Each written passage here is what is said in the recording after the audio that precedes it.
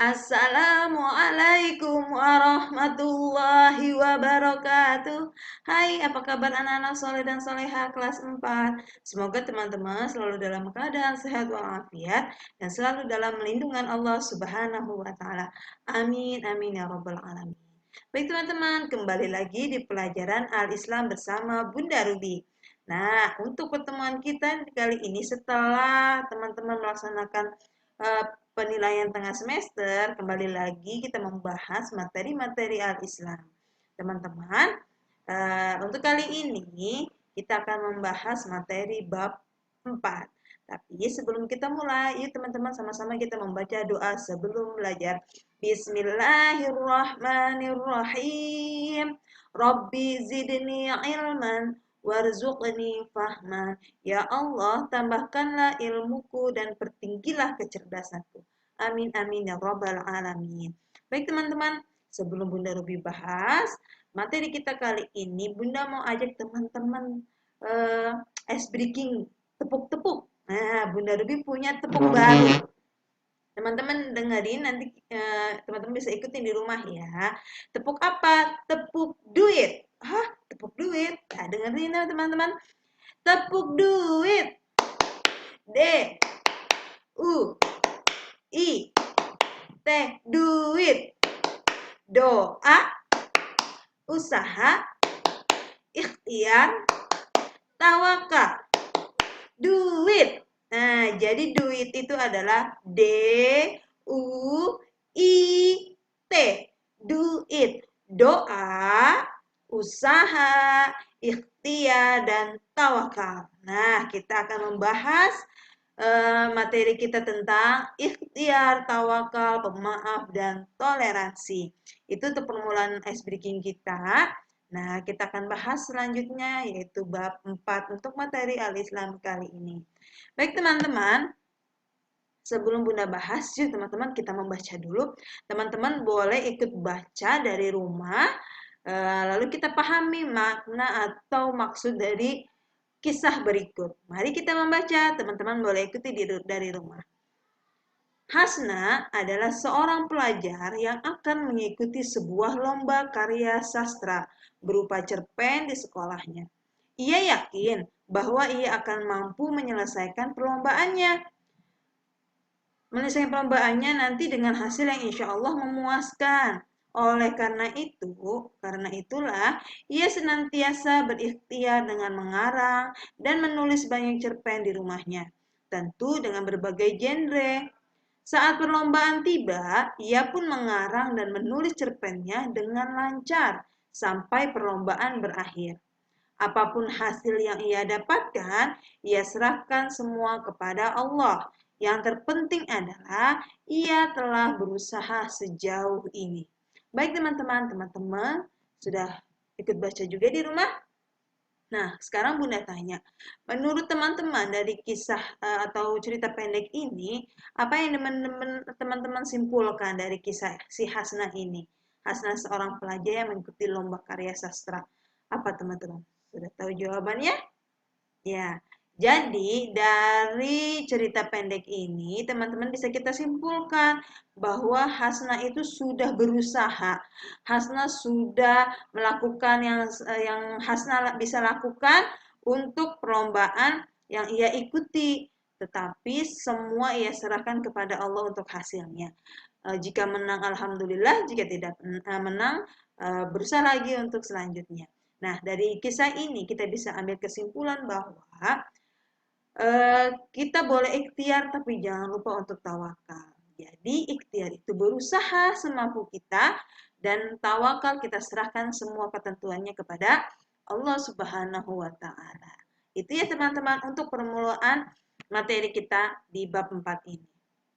Baik, selanjutnya tujuan pembelajaran yang akan kita bahas kali ini adalah teman-teman bisa memahami pengertian ikhtiar, tawakal, pemaaf, dan toleransi. Kemudian juga teman-teman diharapkan dapat mengetahui manfaat ikhtiar, tawakal, pemaaf, dan toleransi.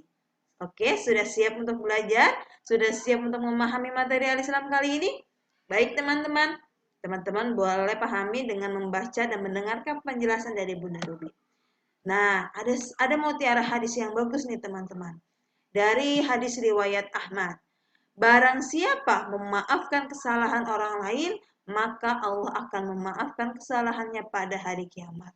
Wah, luar biasa. Jika kita berlapang dada untuk memaafkan kesalahan orang lain, insya Allah Allah juga akan memaafkan kesalahan-kesalahan kita pada hari kiamat nanti. Semoga kita menjadi orang-orang yang berhati baik, berhati mulia, dan selalu di jalan Allah Subhanahu wa Ta'ala. Oke, siap teman-teman?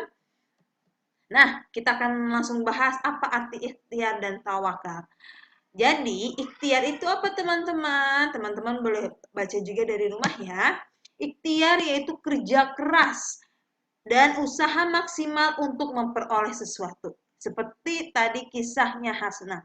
Hasna sudah semaksimal mungkin mengikuti lomba dengan kerja keras dan usaha yang maksimal, tapi semuanya kita serahkan kepada Allah, yaitu tawakal.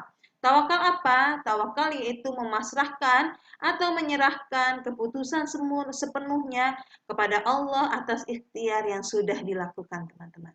Ikhtiar dan tawakal selalu bergandengan, ya. Karena kalau usaha tanpa berdoa kepada Allah sia-sia. Tapi kalau hanya berdoa saja tanpa usaha, itu sia-sia juga, teman-teman. Ya. Nah, ada perbedaannya teman-teman antara ikhtiar dan tawakal. Apa perbedaannya? Yang pertama, ikhtiar itu merupakan kerja pikiran dan fisik, ya. Lalu dilakukan sebelum tawakal. Jadi ikhtiar itu merupakan kerja pikiran dan fisik dan dilakukannya sebelum tawakal. Tapi kalau tawakal merupakan kerja hati. Jadi ikhlas, menyerahkan semuanya kepada Allah yang terbaik buat kita. Jadi berdoa saja, menyerahkan semuanya. Lalu tawakal dilakukan setelah melakukan ikhtiar. Jadi kalau ikhtiar dilakukannya sebelumnya, lalu tawakal dilakukannya setelah ikhtiar. Paham ya teman-teman? Oke, baik. Selanjutnya yang kedua, pemaaf. Apa yang pengertian dari pemaaf? Pemaaf adalah sifat suka memberi maaf atas kesalahan orang lain tanpa ada benci dan dendam. Nah, jadi kalau kita menjadi orang yang pemaaf, insya Allah tidak ada benci dan dendam dalam hati kita. Nah, ternyata kalau kita menjadi pemaaf, ada dalilnya teman-teman di dalam surat Al-A'raf ayat 199 yang artinya berbunyi, jadilah engkau pemaaf dan suruhlah orang mengerjakan yang ma'ruf atau yang baik, serta berpalinglah daripada orang-orang yang bodoh. Jadi kita harus menjadi yang pemaaf, mengerjakan yang ma'ruf yang baik-baik, lalu berpalinglah atau menjauhlah dari orang-orang yang bodoh. Jadi kita bisa pilih-pilih ya teman-teman untuk tidak dekat dengan orang-orang yang dimaksudkan dalam surat Al-A'raf ini. Selanjutnya ada manfaatnya teman-teman, manfaat menjadi pemaaf. Yang pertama, Allah memberi balasan surga bagi yang suka memaafkan. Luar biasa balasannya surga teman-teman. Wah, semoga kita menjadi manusia yang termasuk orang-orang yang pemaaf ya teman-teman. Allah saja Maha Pemaaf, masa kita sebagai hambanya tidak. Selanjutnya yang kedua, manfaat dari pemaaf, mudah memperoleh teman. Insya Allah kalau kita menjadi pemaaf, kita banyak temannya teman-teman. Kemudian menenteramkan hati, insya Allah hati menjadi tentram, tenang, dan tidak ada benci dan dendam. Kemudian dapat menyelesaikan perselisihan dengan mudah. Ini sudah pasti. Ketika kita ada pertikaian atau ada cekcok dengan teman, kita salah satu menjadi orang yang pemaaf, insya Allah semua terselesaikan dengan mudah jika kita memang mempunyai sifat suka memberi maaf. Ya. Kemudian dapat menyambung silaturahmi. Silaturahmi itu kita menjadi lebih dekat dengan teman-teman, saudara dan yang lainnya. Jika silaturahminya terjalin, insya Allah lebih banyak lagi temannya, saudaranya, dan menenteramkan hati.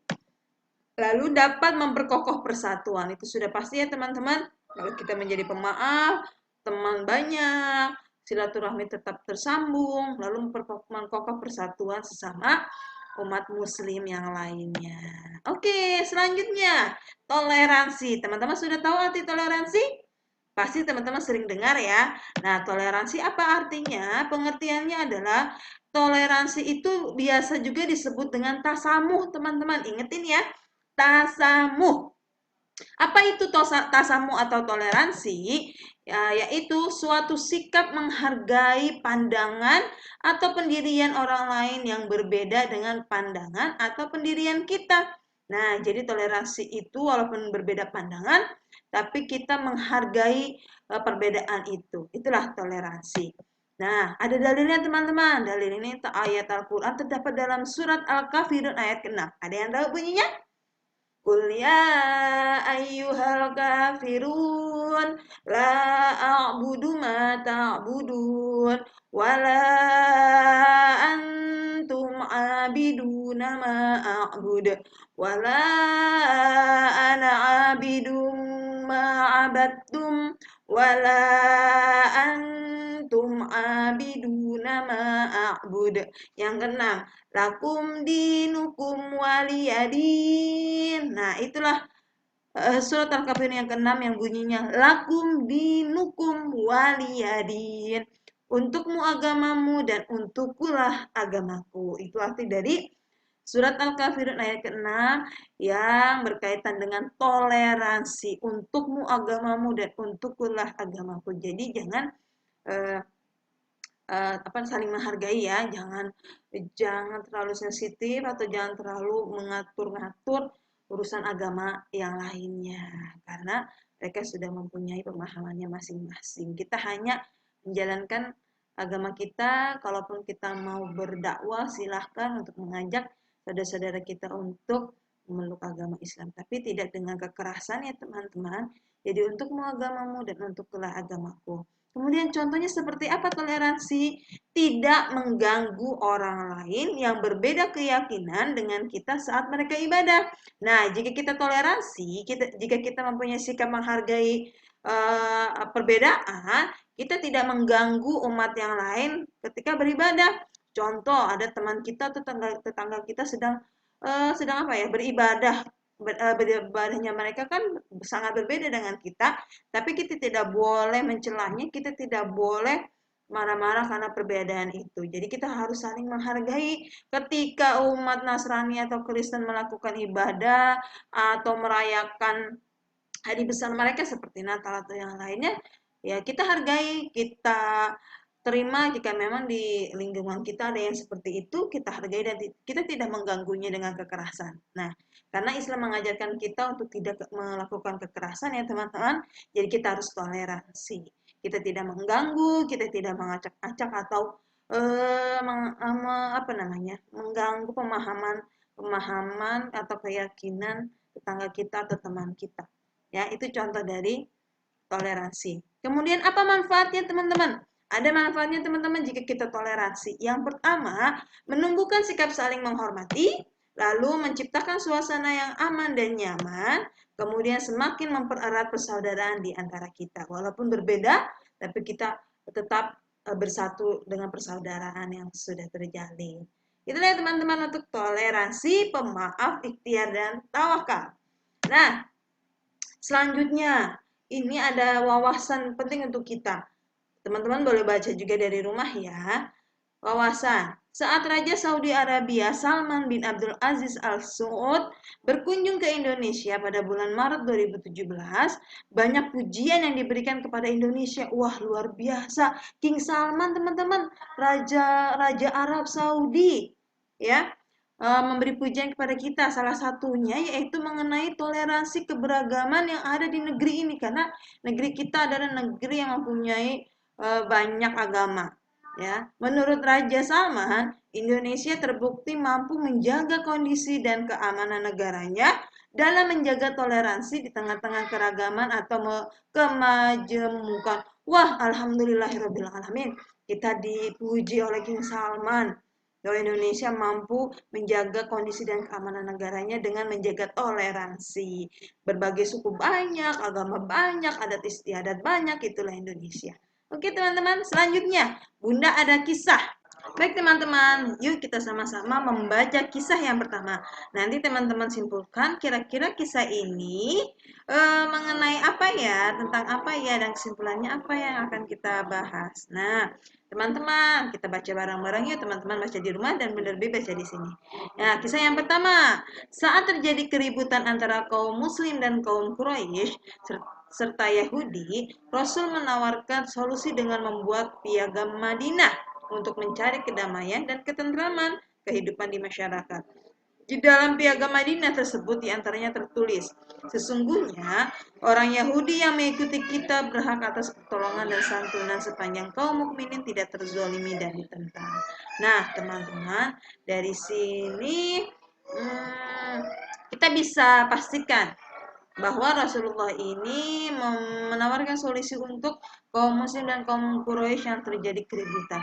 Berarti intinya dari cerita ini berarti Rasul mengajarkan kita untuk toleransi. Betul sekali teman-teman. Rasulullah mengajarkan kita untuk bertoleransi walaupun berbeda agama, pemahaman, tapi Rasul mengajarkan untuk kita tetap toleransi kepada kaum atau kepada orang-orang yang berbeda keyakinan. Itu ya teman-teman. Oke, yang satu. Lalu yang kedua, yuk teman-teman kita membaca yang kedua ya. Nah, yang kedua contoh lainnya. Kita baca, nanti teman-teman pahami dan simpulkan kira-kira ini pembahasannya tentang apa dari cerita pendek ini. Contoh lainnya yaitu, Alwi merupakan pelajar yang ingin memperoleh nilai bagus dalam setiap mata pelajaran. Untuk mencapainya, Alwi setiap malam dan pagi menjelang berangkat selalu mengulang-ulang pelajaran yang diberikan oleh Bapak Ibu guru. Selain itu, ia juga banyak berlatih soal-soal. Sebagai pelajar muslim, ia merasa bahwa apa yang diusahakannya ini belum cukup kalau tidak diikuti sikap tawakal kepada Allah. Setelah usaha yang sungguh-sungguh, Alwi menyerahkan hasilnya sepenuhnya kepada Allah Subhanahu wa taala. Ia yakin bahwa apapun yang diberikan Allah adalah hasil yang terbaik. Nah, teman-teman sudah tahu? Kira-kira ini kisah tentang sikap apa, teman-teman? Silakan jawab. Ya, betul. Ini adalah tentang sikap ikhtiar dan tawakal. Sama seperti tadi kisah di awal yang kita bahas tentang hasna ya, teman-teman. Nah, dari sini kita tahu bahwa ikhtiar perlu ada tawakal. Ya, jadi semua kita sudah berusaha tapi kita serahkan semuanya hasilnya kepada Allah. Itulah yang disebut dengan tawakal. Sudah paham, teman-teman? Baik, selanjutnya kisah yang ketiga. Kita baca bareng-bareng, teman-teman baca, Bunda juga baca. Nah, kalau ini sudah ada contoh sifat pemaaf dari Rasulullah, teman-teman. Wah, sangat menarik nih, kita baca ya. Diriwayatkan bahwa setiap kali Rasulullah hendak menuju Ka'bah, beliau selalu diludahi oleh seorang Yahudi. Pada suatu waktu, orang Yahudi tersebut tidak kelihatan. Hal ini membuat Rasulullah penasaran dan mencari informasi keberadaan orang tersebut. Oh, gitu. Ternyata orang Yahudi tersebut sedang sakit. Maka Rasulullah bergegas untuk menjenguknya. Saat dijenguk, orang Yahudi tersebut sangat malu dan meminta maaf kepada Rasulullah. Rasul pun memaafkan perbuatan-perbuatan yang selama ini dilakukan orang Yahudi tersebut. Melihat keindahan akhlak Rasulullah ini, orang yang dulunya memusuhi Islam dan Rasulullah ini akhirnya menyatakan diri masuk Islam. Wah, luar biasa akhlaknya Rasulullah ya. Walaupun Rasulullah sering diludahi oleh orang Yahudi ini, tapi kok penasaran setiap beberapa kali setelah orang Yahudi meludahi terus, tapi kok ini nggak meludahi Nabi. Nabi penasaran dan mencari tahu kemana orang Yahudi ini ya. Ternyata sakit dan dijenguk oleh Rasulullah. Wah, luar biasa, sangat pemaaf sekali ya teman-teman. Semoga kita bisa mencontoh Rasulullah SAW. Amin. Dan akhirnya orang Yahudi tersebut jadi masuk Islam karena itulah indahnya agama Islam, agama kita teman-teman. Oke teman-teman, itu dia kisah beberapa kisah dari pemaaf, toleransi, ikhtiar dan tawakal ya. Baik teman-teman, setelah menonton video ini, teman-teman Bunda beri tugas untuk membuat sebuah kisah atau cerita pendek kehidupan teman-teman boleh, kehidupan yang teman-teman dengar dari saudara, teman atau tetangga boleh. Teman-teman tulis tangan menulis kisah boleh pilih tentang ikhtiar, tawakal, atau pemaaf, atau toleransi, boleh dipilih nanti. Teman-teman boleh kirim tulisan teman-teman melalui foto, kirim ke Google Drive yang akan Bunda Ruby kirim nanti ke walasnya masing-masing. Let's say hamdalah. Alhamdulillahirabbil alamin. Oke teman-teman, Bunda Ruby tunggu. Terima kasih bagi teman-teman yang sudah menonton video kali ini. Baik, Bunda Ruby akhiri. Wabillahi taufiq wal hidayah. Wassalamualaikum warahmatullahi wabarakatuh.